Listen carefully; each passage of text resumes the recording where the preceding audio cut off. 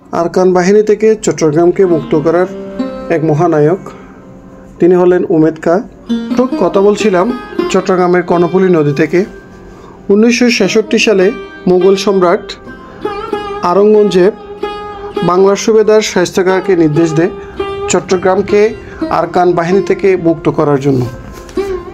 তার ফলশ্রুতিতে শায়েস্তা খাঁর ছেলে উমেদ খাঁর নেতৃত্বে এই চট্টগ্রামের কর্ণফুলী নদীর তীরে আরাকান বাহিনীকে পরাজিত করে 1966 সালে। ফলশ্রুতিতে চট্টগ্রাম মুঘল সাম্রাজ্যের আধিপত্য বিস্তার লাভ করে। কর্ণফুলী নদীর নামকরণ করে আরাকান বাহিনী।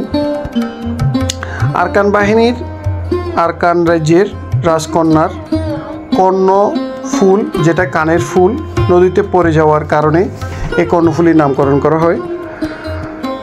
এই কর্ণফুলী নদী 1966 সালে যখন মুঘল সাম্রাজ্যের আধিপত্য চলে আসে, তখন আরাকানরা বিতাড়িত হয় এবং মুঘলদের দ্বারা শাসিত হতে থাকে এই চট্টগ্রাম অঞ্চলেই এর কর্ণফুলীর দুই পারেই, যেখানে আপনারা দেখতে পাচ্ছেন, দুই পারেই বিভিন্ন ইন্ডাস্ট্রিয়াল জোন এবং শিল্প কারখানা তৈরি হয়েছে, গড়ে উঠেছে। এই ছিল কর্ণফুলী নদী থেকে বাংলার ইতিহাসের সর্বশেষ। ধন্যবাদ।